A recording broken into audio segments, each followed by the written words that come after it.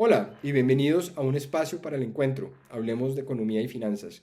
Hoy voy a hablar de la relación que existe entre el comercio y la inflación en el mundo y particularmente cómo el avance y el auge del comercio, particularmente en los últimos 50 años, pudo haber sido responsable de la estabilidad de los precios y la baja inflación que el mundo ha experimentado, por lo menos de manera muy contundente en las últimas 2 décadas. Y es que si miramos los datos de comercio, por ejemplo, según el Banco Mundial, mientras en 1975 el comercio global representó una tercera parte en valor del PIB mundial, ya a principios de este siglo representó el 50% y 60% en 2008. Un poco más de 10 años después, en 2023, el comercio global representó el 63% del PIB. Si miramos únicamente las exportaciones, el crecimiento en el valor de las exportaciones, entre 1980 y 2023 su valor se incrementó 14 veces.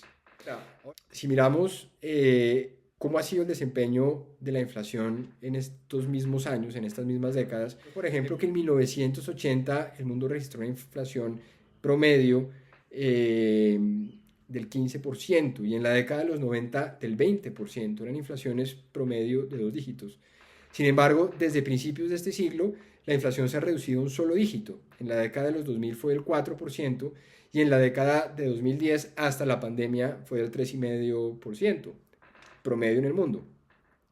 La pregunta que nos hacemos es si puede haber una relación causal entre esta mayor profundización del comercio y la estabilidad en los precios. Si bien hay que ser cuidadoso a la hora de establecer causalidad, sí es plausible que esa mayor profundización del comercio haya implicado una mayor competencia entre mercados y también unas eficiencias en costos, por ejemplo, a través del surgimiento de unas importantes cadenas globales de producción que seguramente hicieron muy eficiente la producción de bienes y servicios y, por supuesto, con costos y precios muy cercanos al óptimo. Esto puede haber redundado, por supuesto, en mercados competitivos y con precios de competencia en el mundo y particularmente para los países más abiertos al comercio. Adicionalmente, como resultado de esta inflación bastante controlada, muchos bancos centrales seguramente se dieron el permiso de tener sus tasas de interés más bajas, de preocuparse menos por contener la inflación, y esto puede haber llevado a que los hogares consumieran más, las firmas invirtieran más, hubiese por supuesto mayor crecimiento económico, pero también seguramente pudieron haber causado la formación de algunas burbujas de precios de activos, como la que pudo haber generado la crisis financiera de 2008.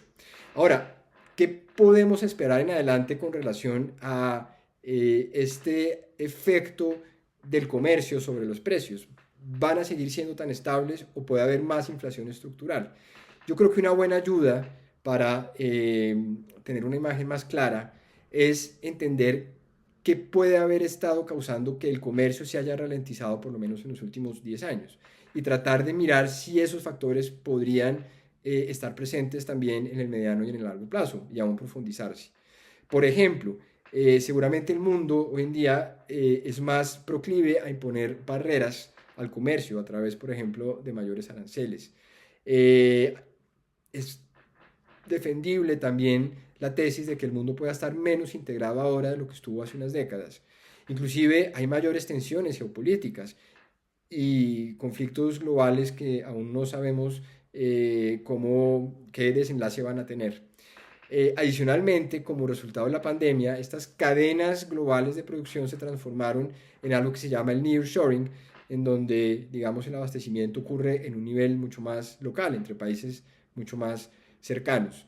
Entonces, si estos efectos se consolidan, es posible que la ralentización en el comercio continúe, inclusive es posible que la profundización en el comercio decaiga. Y si esto llegase a ocurrir, habrá seguramente también una mayor presión sobre los precios.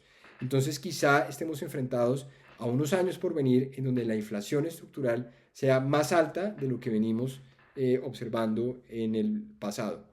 Para tener una idea mucho más clara de qué efectos podría tener esta mayor inflación estructural sobre los precios de activos y los portafolios, los invito a ver el próximo episodio de Un espacio para el encuentro, Hablemos de Economía y Finanzas. Muchas gracias.